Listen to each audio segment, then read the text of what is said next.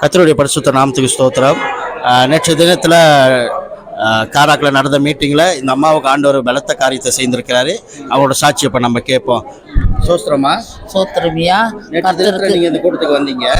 அந்த கூட்டத்துக்கு வந்து கூட்டத்துக்கு வரதுக்கு முன்பதாக நீங்கள் எப்படி இருந்தீங்க, என்ன காரியம் ஆண்டவர் உங்களுக்கு அற்புதத்தை செஞ்சார், பாஸ்டர் ப்ரே பண்ண பிறகு என்ன அற்புதத்தை உங்களோட வாழ்க்கையில் நீங்கள் அனுபவிச்சிங்க, பாஸ்டர் ப்ரே பண்ண பிறகு நீங்கள் என்ன வித்தியாசத்தை பார்த்தீங்கன்னு சொல்லி கொஞ்சம் எங்கள் மத்தியில் நீங்கள் ஷேர் பண்ணுங்கள்.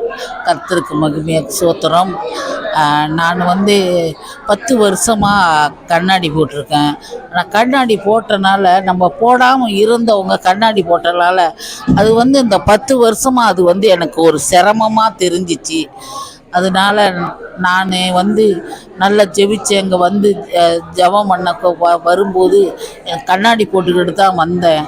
ஆண்டவரே, நான் இங்கே வரும்போது நான் நினச்சேன், ஆண்டவரே இந்த மாதிரி ஒரு ஊழியக்கார் வந்திருக்காரு, பாசரு நமக்கு நல்லா ஜெபிச்ச பிறகு நல்ல பார்வை தெரியணும் அப்படின்னு நான் நல்லா ஜெபித்தேன்.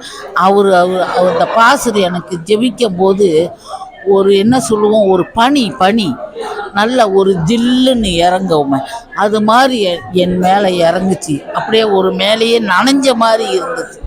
அவர் கண்ணில் கை வச்சு ஜெபிச்ச பிறகு எனக்கு பூர்ண சுகம் கிடச்சிச்சு. இன்னைக்கு காலையிலேருந்து ஐயா, நான் காலையில் எந்திரிச்சிலேருந்து இது வரைக்கும் நான் கண்ணாடி போடவே இல்லை. கர்த்தருக்கு சோத்திரம். நான் சமைச்சேன், வீட்டில் குளித்தேன், எல்லா வேலைகளையும் செய்தேன். இது வரைக்கும் நான் கண்ணாடி போடவே இல்லை. எனக்கு அவ்வளோ சுகத்தை கொடுத்தாரு ஆண்டவர்.